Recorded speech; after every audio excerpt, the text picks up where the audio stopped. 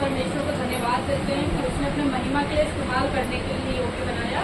क्योंकि बहुत समय से हम प्रार्थना करते थे और बोलते थे कि खुदा अपनी महिमा के लिए इस्तेमाल करने वाला, तो जब हमें मौका मिलता है तो हम डर जाते हैं। जब मेरे पास भी नाम आया था तो 2 मिनट के हम शांत हो गए थे और फिर तुरंत मेरे मन में आया, नहीं, तुम हमेशा दुआ में कहती हो मुझको, मेरे पति को, मेरे बच्चे को अपनी महिमा के लिए इस्तेमाल करिए, जिस तरह से भी आप चाहिए, मतलब चर्च की सेवा के लिए या जिस भी तरीके से। जब खुदा ने हमें ये महिमा के लिए इस्तेमाल करने के लिए इनाम दिया तो हमने उसके बाद तुरंत हाँ बोला और हमने कहा खुदाबाद जिस भी तरह से आप महिमा लेना चाहें ले सके।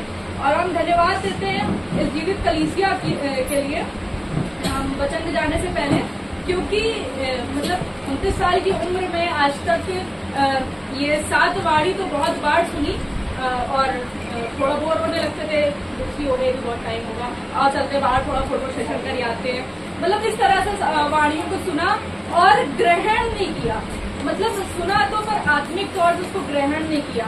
पता थी कि हाँ यीशु मसीह ने ऐसी वाणी बोली है, पर आज खुदा का हम धन्यवाद देते हैं, हम थोड़े तो हैं पर हम आशीष को पा रहे हैं। क्योंकि हम इस तरह की हिम्मत नहीं कर रहे कि हम बाहर जाएं और जा करके कि चलो और सेल्फी ले लेते हैं, चलो और कुछ खा पी आते हैं, तो हम इसलिए नहीं, हम थोड़े हैं पर हम महिमा और आशीष को लेकर के जा रहे हैं, इसलिए हम परमेश्वर का धन्यवाद देते हैं। और जैसे कि इस परमेश्वर ने अपनी चौथी वाणी से बोला, जब दोपहर से लेकर तीसरे पहर तक उस सारे देश में अंधेरा छा रहा था, तीसरे पहर निकट यीशु ने बड़े शब्द से पुकार कर कहा, एली एली लमा शबक्तनी। तो इसमें क्या है, इसमें खुदावंद ने मतलब यीशु मसीह ने परमेश्वर से एक प्रश्न किया, इसमें क्वेश्चन मार्क है। तो इस प्रश्न को मतलब उसने कहा कि हे मेरे परमेश्वर तूने मुझे क्यों छोड़ दिया। क्योंकि उसको तो सब चीजें पता थी पहले ही से कि वो क्रूस पे जाने वाला, पर क्या है उसने एक प्रश्न किया, ये प्रश्न अपने परमेश्वर से किया। पर आप लोग को इसमें एक शब्द जो परमेश्वर दिख रहा है, मेरे परमेश्वर तूने मुझे क्यों छोड़ दिया, इससे पहले भी कई बार ये शब्द परमेश्वर जो है वो इस्तेमाल यीशु मसीह ने कब किया, इस समय पे किया। क्योंकि उससे पहले वो जब भी परमेश्वर को आवाज लगाता था या दुआ करता था या विनती करता था तो उसे अपना पिता, अपना अब्बा बोल करके बात करता था। पर उस समय पे परमेश्वर शब्द उसने इस्तेमाल किया उस जगह पे, क्योंकि वो पूछ रहा था, हे मेरे परमेश्वर तूने मुझे क्यों छोड़ दिया।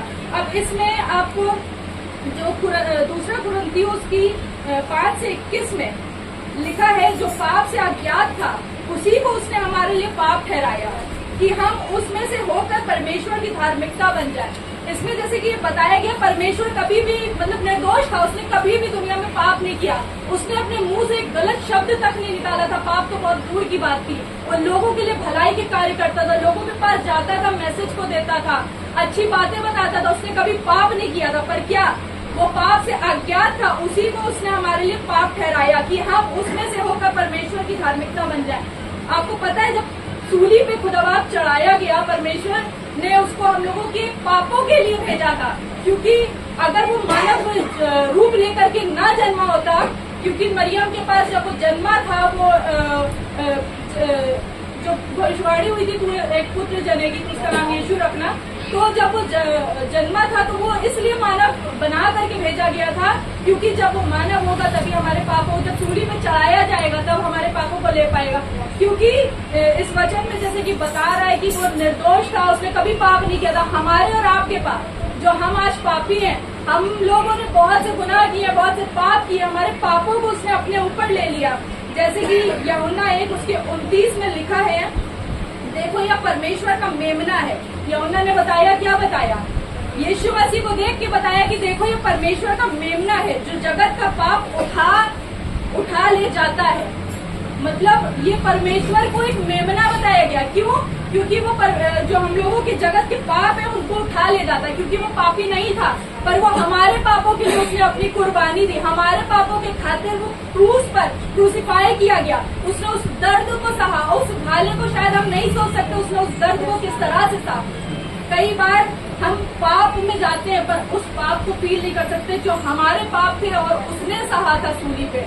जब हम उस पाप को, कई बार हमारे सामने वो रील्स, वो वीडियोस आती है, जब हम देखते भाले उसके हाथ छिदे थे, उसके कांटों का ताज पहना हुआ था, उसके बाद उसके भाले होके जा रहे थे और खून बह रहा था। उस खून को देख के हम ये चीज नहीं याद कर पाते कि हमारे पापों की खातिर वो सूली पर चढ़ा दिया गया, हमारे पाप हमारे गुनाह उसको सूली पर ले गए। आज भी समय है हमारे प्रियो कि हम अपने जीवन को बदल लें, क्योंकि समय बहुत निकट है, स्वर्ग का राज निकट है। जब हम अपने आप को तैयार करेंगे, अपने जीवन को बदल लेंगे, हम नहीं कहते कि एक दिन में लोग जीवन बदल लेते हैं, पर हमें अपने पहले स्टेप को बढ़ाना है, क्योंकि पवित्र आत्मा तो फिर हमको आत्मा और भरपूरी से भर ही देगा, क्योंकि हम भी पाप में डूबे हुए थे, हम भी दुनिया में डूबे हुए थे। शायद हमें नहीं पता था कि कभी हम प्रीच कर पाएंगे, और अभी भी जब वहाँ बैठे थे बहुत अंदर से घबराहट हो रही थी। हमने तुरंत कहा कि हर एक गड़बड़ाहट और डर की आत्मा को होली गोस्ट की फायर देते हैं, ताकि हम यहाँ पे खड़े होकर ऐसा लग रहा है जैसे दिल मेरा एकदम निकल के बाहर आ जाएगा। तो हमने कहा तुरंत आंखें बंद करी, हमने कहा हर गड़बड़ाहट हर डर की आत्मा को होली गोस्ट की फायर, और खुदावन हम तेरे वचन को देने के लिए तैयार होने वाले हो पाए। जैसे कि अभी फ्रैंको भाई जब वचन दे रहे थे तो इतना अच्छा लग रहा था, आत्मा से भर रहे थे, वचन को सीख रहे थे, वचन को सुन रहे थे। जब हमारी दासी ने बताया तुम लोगों को माफ करो, ये नहीं कि आज माफ किया और कल जाकर के फिर से देखो तुमसे मैं गुस्सा हूँ, ऐसा आया तुमने ऐसा किया, नहीं। मेरे खुदा ने कहा है कि हमें लोगों को माफ करना है, जब हम माफ करेंगे तो भी हम माफी पाएंगे। तो ऐसे ही रोमियो की पुस्तक में भी लिखा है 5 और 8 में, जब हम पापी ही थे तभी मसीह हमारे लिए मरा, क्योंकि हम पापी थे, वो पापी नहीं था, वो निर्दोष था, उसने कोई गुनाह नहीं किया था, उसने तो लोगों के लिए भलाई की थी, वो तो हम लोगों के लिए जीवन बदलने की वचनों को बताता था, वो भीड़ को बताता था कि अपने जीवन को परिवर्तित करो, अपने जीवन में परिवर्तन को लाओ, प्रभु यीशु मसीह के बारे में, परमेश्वर के बारे में, कि परमेश्वर के प्रेम के बारे में। पर हम उस निर्दोष ने हमारे लिए अपने खून को बहाया, इसलिए नहीं कि हम आज भी पापों में डूबे रहे। हम आज भी पाप में अगर हम डूबे हैं तो हम उस मसीह यीशु की कुर्बानी को भूल रहे हैं, हमें उस कुर्बानी को उसकी याद करना है। ऐसे ही उसमें पहला पत्रस 2:24 में लिखा है, वह आप ही हमारे पापों को अपनी देह पर लिए हुए क्रूस पर चढ़ गया, जिससे हम पापों के लिए मरकर धार्मिकता से जीवन बिताएं, उसी के मार खाने से तुम चंगे हुए। कई बार हम लोग इस वचन को बोलते तो है कि परमेश्वर के कोड़े खाने से हम चंगे हुए, पर क्या हम चंगाई को ग्रहण कर पाते हैं? संतोषी बहन नहीं। हम रोज दुआ में जब भी वो बेड पर लेटी होती है और प्रेयर में जब जुड़ती है तो एक आवाज मेरे कान में आती है और बोल के जाती है। हम मतलब 5-6 दिनों से 6-7 दिनों से वो चीजें मेरे साथ हो रही थी, ये बोल के जाती थी कि क्या ये बिस्तर से उठ के प्रार्थना को ग्रहण नहीं कर सकती, क्योंकि इसमें जैसे कि इस वचन में बताया गया ना कि वो उसने मार खाया ताकि हम चंगे हों, उसने कोड़े खाए ताकि हम चंगे हों। अगर हम इस वर्ड को अपने जीवन में लेते हैं कि उसके कोड़े खाने से हम चंगे हुए, उसके क्रूस पे चढ़ाने से हम पाप से मुक्त हुए, तो उस चीजों को, उस वर्ड को जब हम ग्रहण करेंगे तो हमारा जीवन अपने आप चंगाई को ग्रहण करेगा। पर कई बार हम चंगाई को ले तो लेते हैं, परमेश्वर की दास रोज बोल रहे हैं कि आप चंगे हो चुके हैं, पर शायद हम अंदर से अपनी चंगाई को ग्रहण नहीं कर रहे हैं। कई बार वर्ड रिलीज किए गए कि आप चंगी हो चुकी हैं, आप चंगे हो चुके हैं, आप कल गवाही को लेके आ रहे हैं, पर क्या है कि हम बिस्तर में लेटे हैं और जब शैतान हमसे कह रहा है कि हाँ आपको सुन ले, बस चंगाई हमें, हमारे दास दासी जब बोल रहे हैं तो हमें उससे ग्रहण करनी है, अपने जीवन में अपने विश्वास के द्वारा ग्रहण करनी है। हमें उठना है, उस समय में हम इतने भी थके हुए नहीं है कि हम लेट के ही वचन को सुनते रहे। हमें उठना है और बैठना है, और बैठ करके परमेश्वर की चंगाई को रिसीव करना, और रिसीव करने के बाद जो हम नहीं कर सकते हमें वो करना है, क्योंकि जब तक हम उस काम को नहीं करेंगे कि जो चीज हम नहीं कर पा रहे, तब तक हम नहीं करेंगे, तब तक हम नहीं जान पाएंगे कि हम चंगे हो चुके हैं। जैसे एक खुदा की खादिम का प्रचार हम सुन रहे थे तो उन्होंने भी चंगाई के लिए बताया था, यीशु कोड़े खाने से हम चंगे हो चुके हैं। पर कई बार हम चंगे तो हो चुके हैं, हमने सुन लिया, पर हम अपनी चंगाई को रिसीव नहीं कर रहे। क्यों नहीं कर रहे? क्योंकि हम लेटे हुए हैं, हम सुस्त हैं,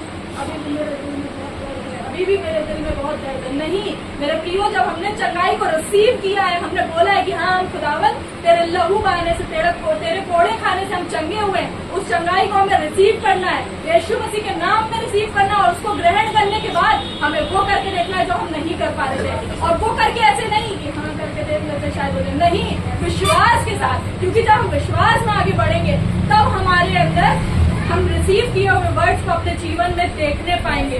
तो ये मतलब कोड़े खाने से हमने ये बता दिया, क्योंकि ये चीज 4-5 दिनों से मेरे दिमाग में आ रही थी, मैं सोच रही थी बोल दूं, पर अभी पवित्र आत्मा के द्वारा ये चीज बोलवाई गई तो मैंने बोल दिया।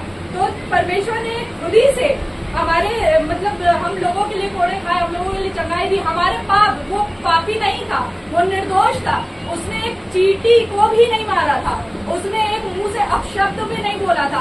फिर भी क्या, वो हमारे गुनाहों के लिए चढ़ा था, क्योंकि उसके पिता ने उसको उस दिन के लिए नियुक्त किया था कि वो हमारे और आपके गुनाहों को लेकर के उस सलीब पर जाए। और उस सलीब पर जब वो था तो उसने कई दर्द, कई पीड़ाओं को सहा, क्योंकि वो मानव जाति का रूप लिए था।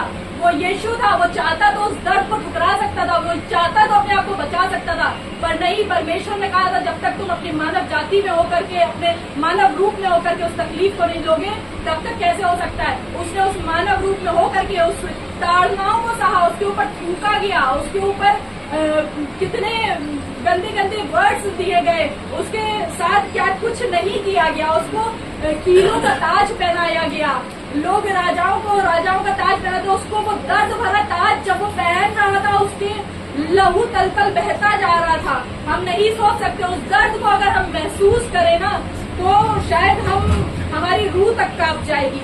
पर हमें आज क्या करना है, मैं सिर्फ इस समय पे ये बताना चाहती हूँ। जब परमेश्वर ने अपने मुंह से सातवीं बाड़ी को बोला था, मैं बताना चाहती हूँ, उसने कहा, हे मेरे परमेश्वर, तूने मुझे क्यों छोड़ दिया।